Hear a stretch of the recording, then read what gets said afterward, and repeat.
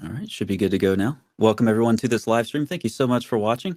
Thank you to my Patreon supporters. They keep this channel going and make awesome interviews with awesome guests like Dr. W. Richard Oakes Jr. possible. Dr. Oakes earned his PhD in Islamic and Middle Eastern Studies from the University of Edinburgh in Scotland.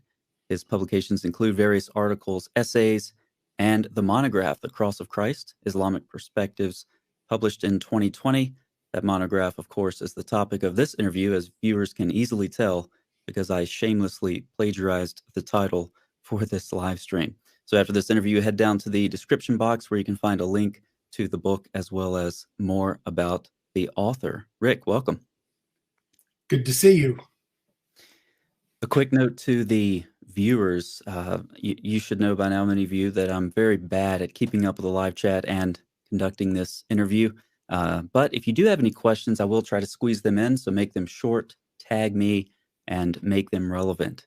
And I'll try to get them to Dr. Oakes. And if not, just put them in a comment below the video, and I will try to get to them as best as I can.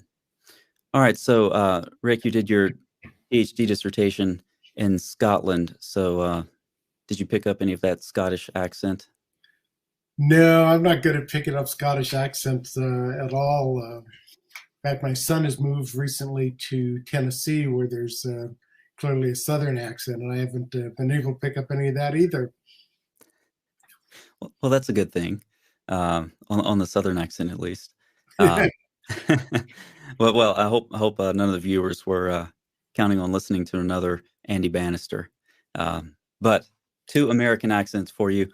Let's start off with your book, Dr. Oakes, the heart of this interview, The Cross of Christ. So this is obviously a lengthy process. Writing a monograph like this takes a couple of years, and I'm certain that some of your conclusions have changed. I'd like to know what some of those are, and then just describe your basic methodology as you went about writing this monograph. Well, conclusions did change, and they did change more than once in my process. I got interested in the whole topic of the crucifixion of Jesus from a Muslim perspective when I was in seminary, when I went to Talbot School of Theology several years ago. And I sort of got interested because when I learned that Muslims deny the crucifixion, it just really took me off guard. I mean, there are things about Christianity that one can disagree about. You and I may not even agree on what's a proper method of baptism. There's certainly more than one choice available within the Christian church. And so there are disagreements. But the crucifixion isn't the kind of thing that there's really disagreements about. One doesn't find a secular skeptic who would disagree about the crucifixion. It's a well-established historical fact. There'll be disagreements maybe on the resurrection, but certainly not on the crucifixion. So I was just fascinated that Muslims denied the crucifixion. And so that's where I wanted to start my studies. And I read a lot of the literature that was out there. And what then surprised me was that I learned that there were contemporary folks out there, scholars, who were saying that, well, Islam doesn't really deny the crucifixion. There just might be some overlap here, and room for them to agree on the crucifixion. So that's when my study started. And I was actually looking for more accounts than those that were in the literature that might agree with the crucifixion or affirm the crucifixion. And as it turned out, my search for additional confirmation was not fruitful. I did not find any more accounts that confirmed the crucifixion. In fact, what I found is that the accounts that reputedly affirmed the crucifixion, if one really read them a little bit more carefully, it would turn out that no, they really did not affirm the crucifixion. So I ended up with a conclusion that was exactly the opposite of the course I was trying to pursue initially. So crucial to this denial is Surah 4:157, of course. And in discussing this verse in Muslim commentaries and related verses, we encounter these substitution legends. And you spend a lot of time in your book describing these legends and how they were employed by various commentators. So There are some differences from one legend to the other, but they all have a similar kind of a common storyline. So, for the viewers who haven't heard these substitution legends, or maybe have heard of the phrase but don't know the content, could you please give us that common storyline of these Sure. legends? Sure. The term substitution legend was actually coined by Todd Lawson, who wrote a book about a decade ago. Otherwise, they would just be referred to as traditional reports. Basically, what happens in a substitution legend is that Allah transforms somebody, transforms their physical appearance so much and so convincingly that that person looks so much like Jesus that the Jewish authorities, the high priest and Sadducees and the Sanhedrin, the council and such, they crucified Jesus. They crucified the substitute instead of Jesus because they're confused. And they do this either while or immediately after Allah is raising Jesus to himself or to heaven. And is there any point, how early are these? Is there any point in the commentaries where you don't see substitution legends used? No, the simple answer would be no. Okay. Substitution legends go back as far as there are explanations of this verse within the Muslim tradition. Okay. Are there pre-Islamic substitution legends? Can we go back that far? There are Christians who don't. There are early Christians who did not believe that Jesus had been crucified. Faustus and Pseudo Cyril of Jerusalem both report that Jesus was not really crucified. It looked that way, but he really wasn't crucified. The Acts of John, which is an apocryphal work, never accepted by the church, but nonetheless in circulation for quite some time, it says that somebody in the form and likeness of Jesus was the one who actually died upon the cross. So this gives you the idea of a substitute. Basilides and the second treatise of the Great Seth, they both say that Simon of Cyrene was crucified on the cross and that Jesus was not. So there is material within the Christian tradition that relates to the idea that Jesus was not crucified. Let's talk about four, let's call them categories of Muslim commentators. So we'll talk about the grammarians, and then we'll talk about some of the rationalists, and Al-Tabari is so important that he gets his own category. And then we'll talk about the Ismaili scholarship. So I think it'll be interesting for the viewers to understand how each category of scholarship dealt with these substitution legends. So you describe the work of some important grammarians. Viewers may know the names Al-Zajjaj and Al-Farah. How do the grammarians, these great grammarians, interact with 4157 related verses and the substitution legends? Well, it's really two different ways in which they relate to it, and that's really important because there are two terms here in 4157 that appear only in 157 and nowhere else within the Quran. One of the terms is shubiha, and the other one is yakina. So the very last phrase in verse 157 is wama kataluhu yakina. Now, kataluhu usually would mean they killed him. But we have five grammarians who come out and say that whenever the term yakinan is, or whenever kataluhu is combined with the term of knowledge, like yakinan, then you translate it in terms of knowledge rather than in terms of killing. And what it means is that they did not absolutely know it. Now that's an entirely different kind of a meaning than they certainly did not kill him. Most translations reflect the latter. They certainly did not kill him. They treated it as an emphatic denial of the crucifixion. But these five early grammarians all say that it should be translated as they did not know it absolutely certainly. They had doubts. Now, what's particularly interesting about that translation and that meaning is that it perfectly conforms with the four phrases immediately before that that are all in the register of doubt and confusion and disagreement. And so if you translate it the way I'm suggesting here, what you have is five phrases in a row that are all in the same register. They're all talking about the same thing.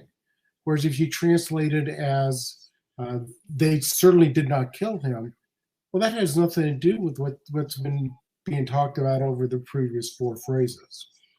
Now, these particular grammarians, you can go back to Al-Farah. He's a early 9th century grammarian, and I can name the others, but they're in the book, basically, and they're all early on.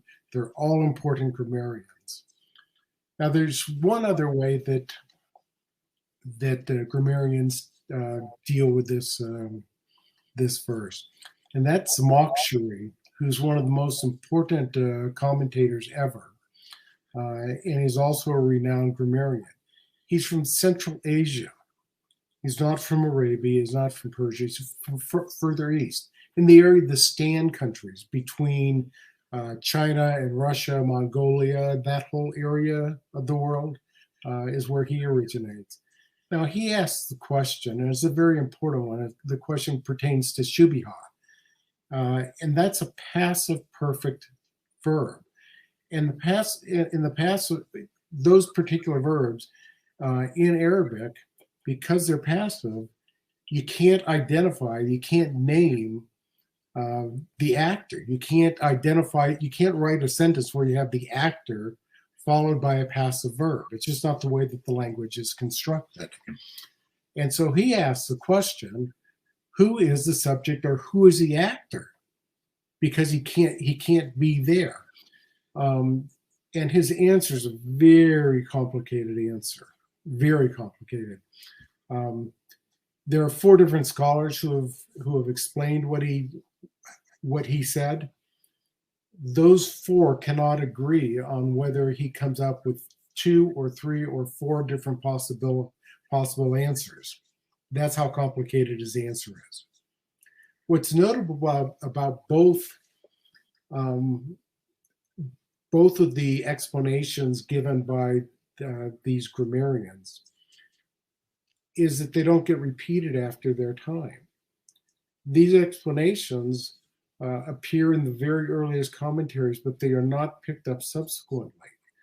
These are important issues, but what happens is substitution legends squeeze them out, and there's no place left for these lines of thinking. And what role did the substitution legends play in the grammarians? Did they have a final conclusion? Did these grammatical observations influence them definitively one way or another?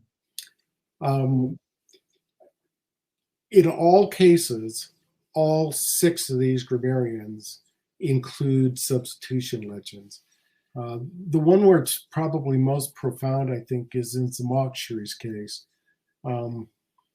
He has four substitution legends. He finds them to be unsatisfactory. So he moves over to this exploring how the grammar works.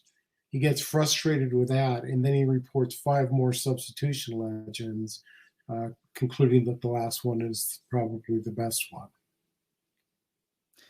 That's interesting. And many Christian viewers, particularly those who are very familiar with exegetical commentaries and so forth, would expect to find some relief when we get to the grammarians based on their method of exegesis versus, of course, the many commentaries that we see in the Muslim tradition are explaining the text with stories, very, very different from what we do with biblical scholarship.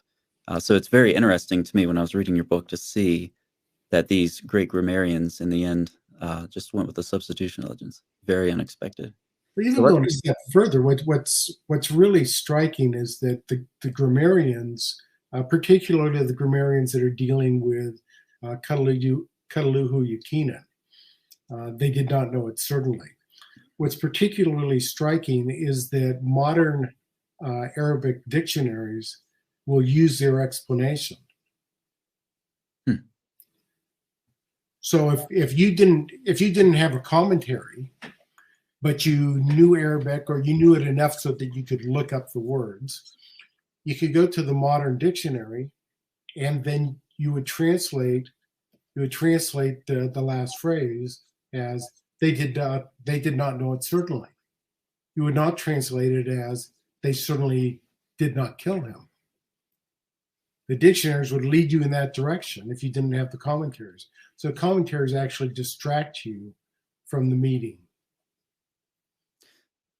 Interesting. So sounds like modern Arabic dictionaries have resurrected, no pun intended, the reading of these ancient grammarians.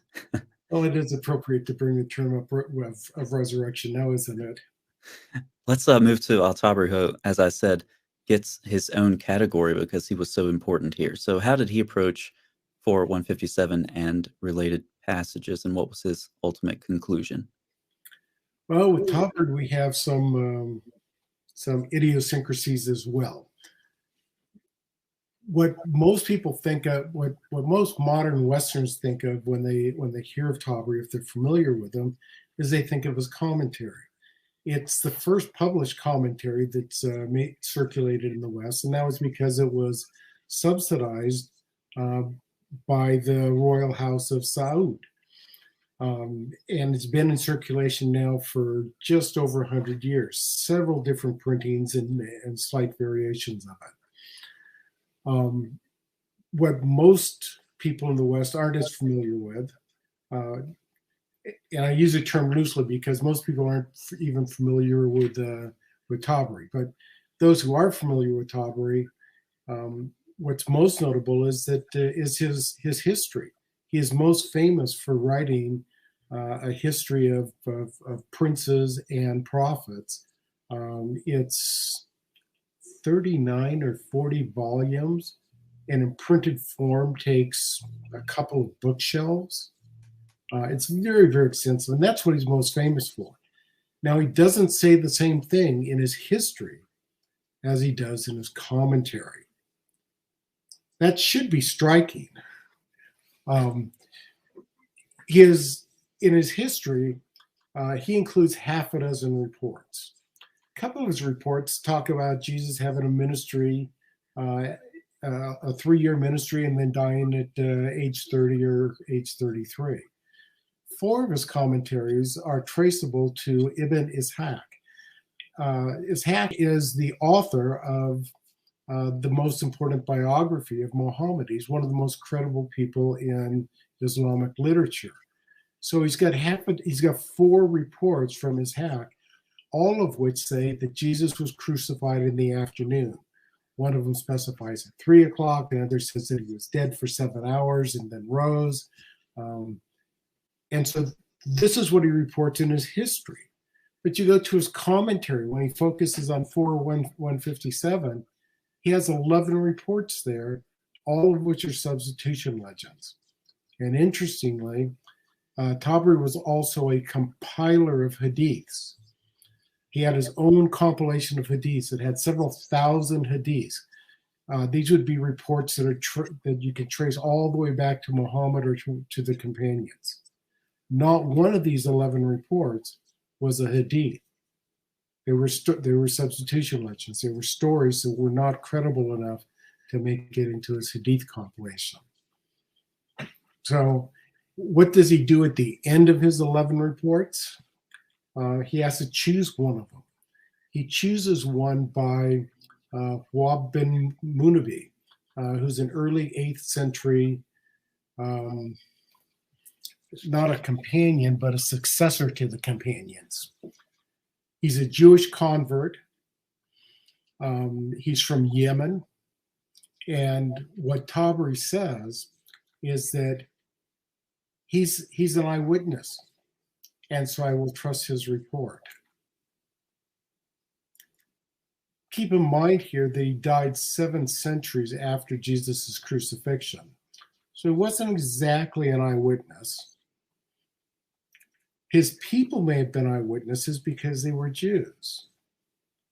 But still, 7 centuries means you've got to pass this through 20 people before it gets all the way down to Wahb.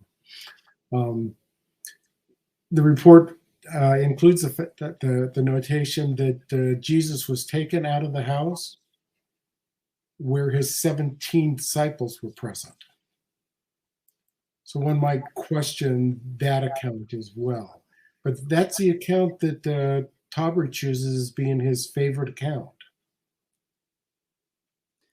So it sounds like possibly, this may not be very charitable, but he had a conclusion and he was looking for confirmation of the conclusion. Seems to be.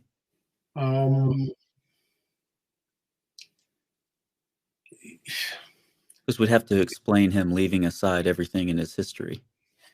It's really hard to explain why he would ignore the 4 reports he had from Ibn Ishaq that confirmed the crucifixion that he's already reported in his history book. That's the most famous history book in Islam. He completely ignores them, and then he chooses this report from Wahb. Now, you get a second problem here with Wahb, and that is that the first 2 reports are from the same guy.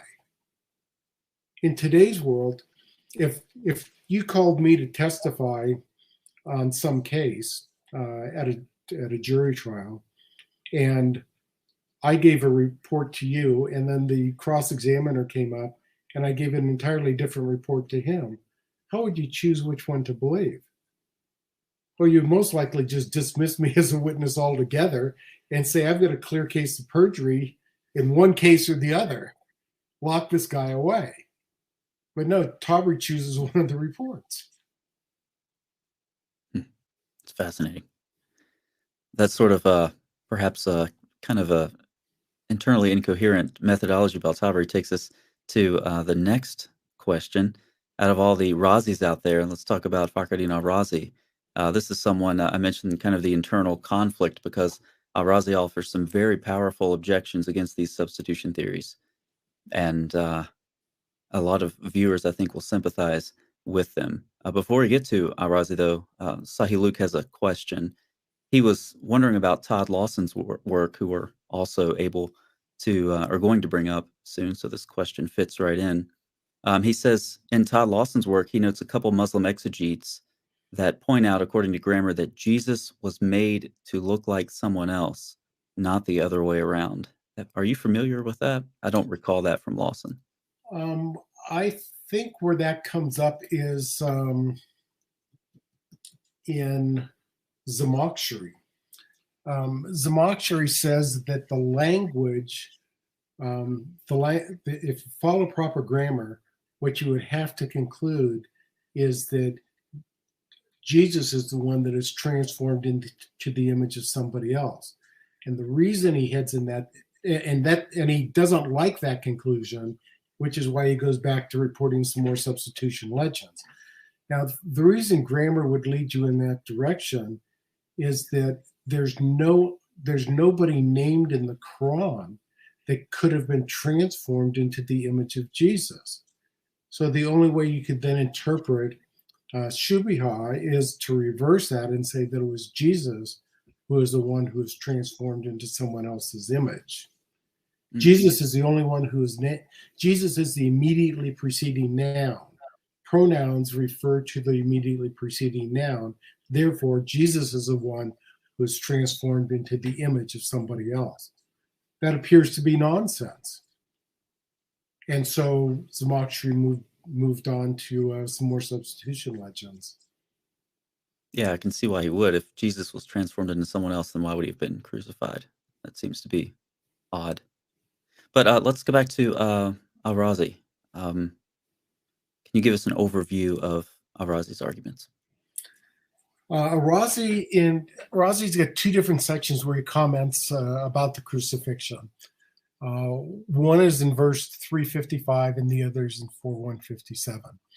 In 4157, he does exactly like all the other Quranic commentators do. He has 6 substitution legends. So everybody's got substitution legends there, but he goes to, in 355, he takes an approach that I'm not aware that there's any other Islamic commentator who is taking this approach. He has 6 arguments against the crucifixion. 6 reasons why this could, why the substitute. I'm sorry, has 6 arguments against substitution legends. He says that they're just plain incoherent. What he does is 4 of his arguments are real. 2 of them are repetitions of arguments that Ibn al-Rawandi and Razis had previously uttered. The first one has overlap with several of the later ones. His first argument starts by saying that transforming somebody into the likeness of another is sophistry. And that just naturally leads to a domino effect, where, first of all, that if you can't, firstly, you can't trust your senses. If you can't trust your senses, then what can you trust? The companions of Muhammad, if they couldn't trust their sense perception, well, maybe they really didn't even see Muhammad, and therefore we can't really know whether Muhammad ever existed. And if Muhammad didn't exist, well, then how can we have Sharia law? And if you can't trust your senses, you can't then have a principle of mutawatir, which is a principle of multiple lines of transmission of these stories that authenticate them. If you have a story that's passed down through several lines of transmission, that's more credible in the Islamic view than if you just have a story that's passed down through one line. And then ultimately, if the companions could not have actually seen Muhammad, then there's no prophet of Islam. And so one tenet of the faith after another is just ripped out of the core of their doctrine if in fact Allah is transforming people and you can't trust your senses. Now that's the first argument. The next ones I'll go through a little bit more quickly. The second one is that the angel Gabriel had enough power in the tips of his wings that he could protect everyone on earth, or he could kill everyone on earth just from the power that's in the tip of his wing. Therefore, he could have protected Jesus, and there's no reason to have killed a substitute. Could have just protected Jesus. Going along that same line, without dealing with Gabriel, there's just the argument that Allah could have raised Jesus to heaven without having anybody as a substitute for the crucifixion.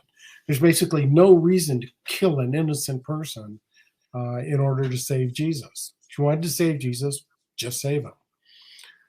The fourth argument is that Allah becomes the author of deception and ignorance.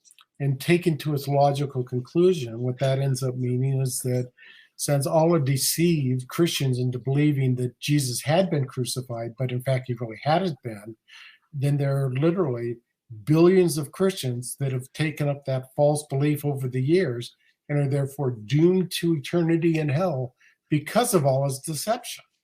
That's just not tenable, even to Al-Razi. The fifth report is that, I guess this would be the sixth report, he repeats a report by Ibn al-Rawandi where he says that there are more Christian reports about the crucifixion than there are Muslim reports about Muhammad. Therefore, if we're going to reject the reports about the crucifixion, we logically have to reject the reports about Muhammad. And poof, Islam's gone. Those are really good arguments. Every last one of them. It's strikingly compelling, isn't it? It's interesting when you talk about some of these commentators from the rationalist tradition, like Al-Razi, did push back against these substitution legends, and it's interesting to see. In some of your book, you'll discuss this, but then they realize the implications of this. Well, if we can't trust our sense perceptions, then what do we do? And then they'll say, well, this sort of thing only happened in the time of the prophets. And then some of them do realize and don't realize a problem with that. Al-Razi realizes the problem with that. But then, which you just highlighted, if let's say that this only happens during the time of the prophets. Well, then you can't trust anything that happened in the time of the prophets. So it's you completely destroy your own foundation for belief. So yeah, those are great objections. So where does Al-Razi go with this in the end? Well, those are the points he brings up in 355, but when it gets down to 4157, the verse where everybody deals with the crucifixion, he presents half a dozen substitution legends. That's He shocking. he separates his he has two arguments that are not compatible with one another. So he puts them 100 pages apart. So Tabari separates his history from his commentary, and Razi separates 355 from 4157. I hadn't thought of putting it that way, but yeah, that's absolutely superb. That's exactly what's going on here. So Todd Lawson's book was mentioned earlier, obviously another recent contribution to this field. And I'm going to quote from page 107. He says, although he, referring to Fakhruddin al-Razi, certainly stops short of actually affirming the usual Christian idea that Jesus was put on a cross and killed, al-Razi, in his criticism of the substitution legend, moves considerably toward such a position.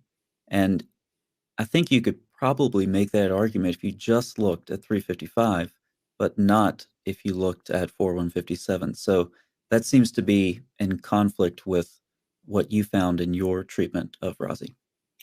Right. And that ties into one of the ways in which my thinking ends up in a different spot than Lawson's is that he's put more of an emphasis on those who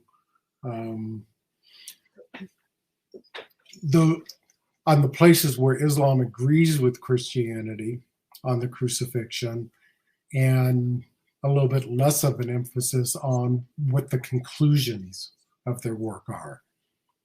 He's right in bringing up all of these places where there seems to be agreement, but those aren't the conclusions. Very interesting. So we've talked about the grammarians, we talked about Tabari, and then the rationalist approach, or at least al-Razi's version of it. So let's turn now finally to the fourth category, and that would be the Ismaili scholars. So what's different about them, and what do they conclude? The Ismailis are, let me first identify who the Ismailis are. The Ismailis are Shiites, but they aren't the kind of Shiites, they aren't the dominant strand of Shiites that we have today. Most of the Shiites that are around now are what you would call 12er Shiites, or if not Ashura Shiites. And they're waiting for the 12th Imam to return. The Ismailis are waiting for the 7th Imam to return. And they're waiting for the Imam to return so that he can overthrow and replace the unjust and oppressive rule of the Sunnis. So they're in opposition to the Sunnis. They want a different form of government. They want their Imam on the throne, not the Sunnis. Now, during the mid-10th century, there were half a dozen Ismaili scholars who wrote about the crucifixion. And there have been several different places where their works have appeared in the literature. And sometimes it's characterized as they're affirming the crucifixion, but it's often categorized as they're affirming the crucifixion. But on a more thorough analysis of what they're really doing, not one of these guys is explaining Surah 4, Ayah 157. These are not commentaries. This is evangelistic literature. They're out trying to convert people to their cause. Some of the people they're trying to convert to their cause are Christians, others are Jews.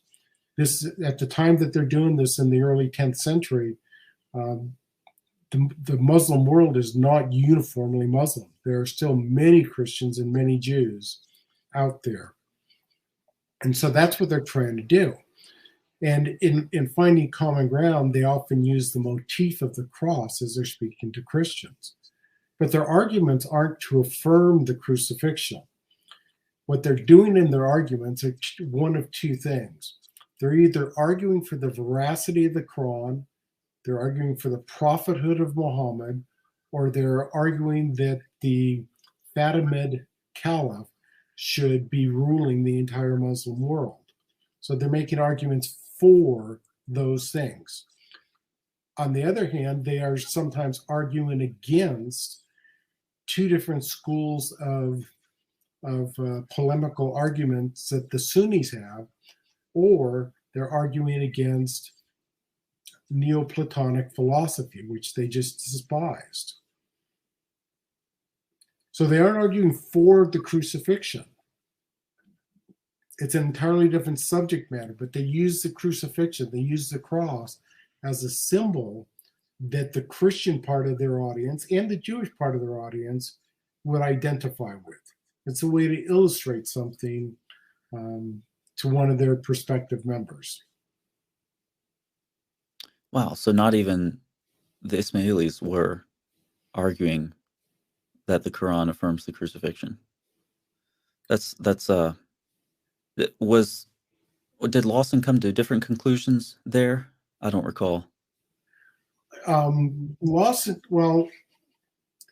Lawson's conclusion is that across the board that Islam does not have an official orthodox conclusive position on the crucifixion. And if you read the 40 or so scholars that he covers, what he ends up saying is that some of these guys deny the crucifixion, some of them affirm the crucifixion, and there's really room for both views within Islam.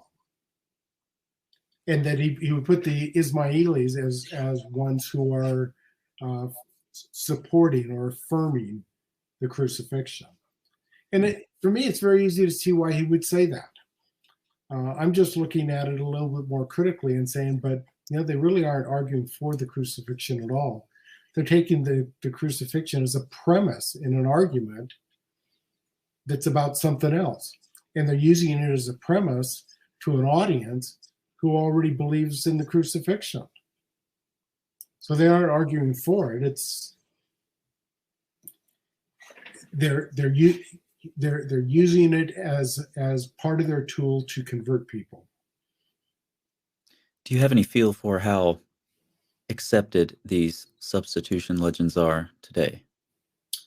I would say that they're almost universal, except for a few Western scholars here and there, a few dozen. I would say the substitution legends are almost universally affirmed within the Muslim community.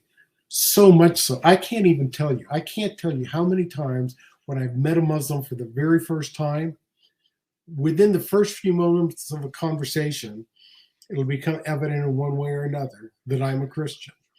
And what they'll say time and time again is, did you know that Jesus has not been crucified? Not necessarily the way I would start a conversation with somebody who had a different viewpoint than me, but over and over and over again, conversations will start on the basis of they're proclaiming that Jesus has not been crucified, and proclaiming it from what they say is an unambiguous verse in the Quran. Yet it's clearly not unambiguous. Well, let's move more specifically to that verse now. That was a great lead-in. By the way, I guess to Muslims like that, though, you could just respond using Al-Razi's arguments against the substitution legends. But so let's talk about 4:157 specifically. So what does this verse explicitly affirm or deny in your view?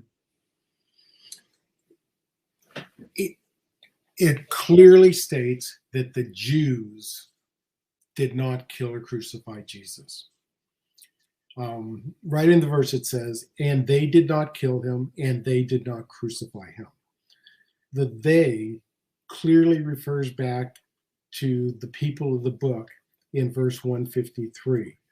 And in the case of the paragraph that stretches from verse 153 through 162, The people of the book that they are referring to is the Jews. It is not the Christians. If you have any doubt about it, what you do is you read the paragraph and you see what the paragraph is talking about. And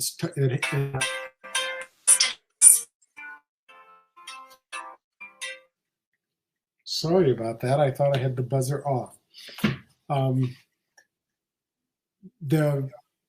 What's talked about in this paragraph is a dozen sins committed by the Jews. And you read through it, and there's no question that these are not sins that are committed by Christians. These are sins that were either committed or at least attributed to the Jews. Most of them are documented also in the Old Testament. So this paragraph is about the Jews. So the they in verse 153 or 157 refers back to the Jews in 153. So the Jews did not kill Jesus, and the Jews did not crucify him. What is less clear? Where's the gray area? The gray area is the grayest area is in the term shubia. It's commonly translated as "it was made to appear like that to them," which is a lot of words when you think about it to translate a single word. So, right off the bat, we ought to suspect that there's something going on here. It's not at all clear that that's what it's referring to. Another question from Sahih Luke, which goes right along with this discussion. He names a couple of Muslim scholars like Dr. Shabir Ali and Dr. Ali Atai, and they interpret 4175 as not denying the crucifixion, and he wants to know if they make a good case. I think that it's important to ask, crucified by whom? Because no one can argue that the Quran does not say, as you just said, that the Jews crucified Jesus. I mean, the Quran clearly affirms that the Jews did not crucify Jesus. So I assume that these scholars are trying to make a case, perhaps distinguishing crucifixion from the Jews to the Romans or something of that sort. But are you familiar with any of those arguments that they make? And no, I'm not. I've really studied. The work that I've studied has been primarily between the years 800 and 1200 AD. Okay. And it's not as if I haven't heard anything that's been said since then. But I'm not familiar with popular arguments. I have cited some of the scholars like Mahmoud Ayub and Lawson and those, but not the more popular debaters. Yeah. Are you familiar with this argument, or is the argument given on the note that was sent your way? No, but Sahih Luke, if you want to give us some more specifics, if you can condense what they're saying, that would be helpful.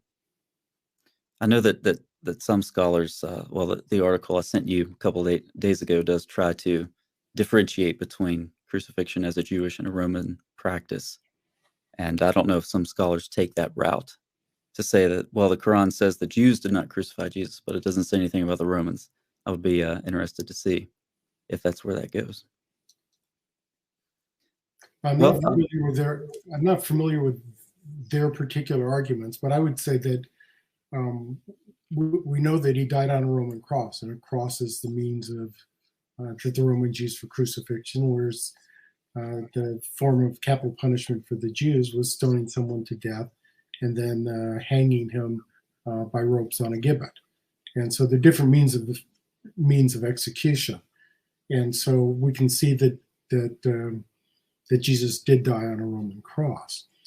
And there must be a dozen, maybe it's more, verses in the Quran that say that Allah is the only one who can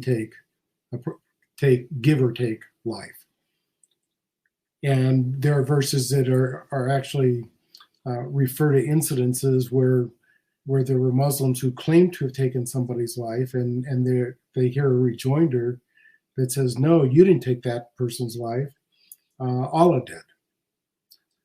And so here it's also easy to say that Jesus died on a Roman cross, and it was Allah who took his life. It's easy to take that position by looking just at what the Quran says and not looking at what commentaries say. Commentaries don't say that, but the Quran would support that argument. Yeah, the Quran and history. And I think that's another important clarification to it. Right. Some scholars will move in the direction, perhaps like you're saying, and then say, well, you can get from that the Quran affirms the crucifixion. Well, no. And as you've commented, the only time the Quran mentions the crucifixion and Christ, it is in denial. So, yeah, if you try to take that option and fill in the blanks, then you can get some sort of a conclusion that's in some way coherent with history. Also, I do wonder if you have, and this will be the last question, if you have any qualms with some scholars who try to make too much of a difference between the Jewish practice. You mentioned stoning, and then you talked about crucifixion as well being a Roman practice. But, in reality, in the first century, it was so much a part of the jurisprudence system of the Jews that Peter would say in Acts 2 that you crucified Jesus. We have Galatians 3:13, we have the temple scroll, we have Josephus, and all of these first century Jews directly connected, as you mentioned earlier, Deuteronomy 21, 22, and 23 with the crucifixion. So, I mean, yeah, it's something that the Romans developed more, but it was very much a part of the Jewish jurisprudence system, so much that they could link the Torah directly to it.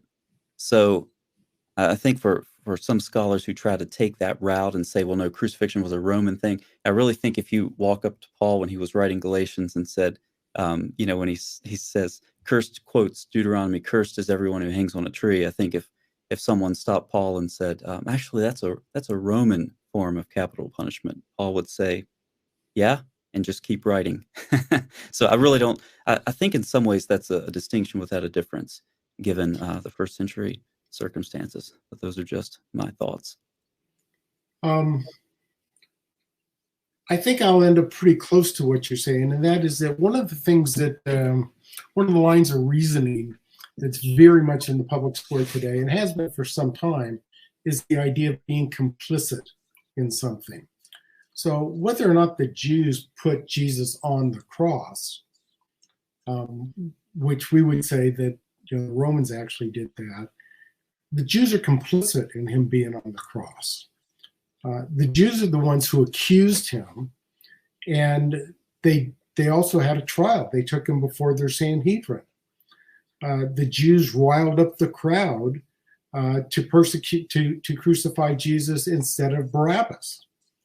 The Jews are very, very much involved in the process. So even if it wasn't the Jews who physically killed Jesus, and if it wasn't the Jews who physically put him on the cross, they're complicit in his death through several of their actions.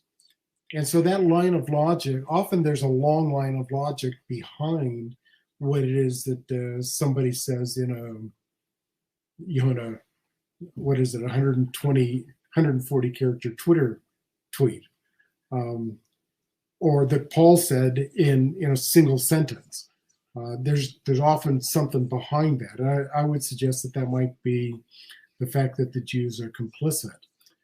I would also take your statement of what Paul said in the first century and say that line of thinking, from what I can tell, has permeated Jewish-Christian relations for centuries and centuries and centuries.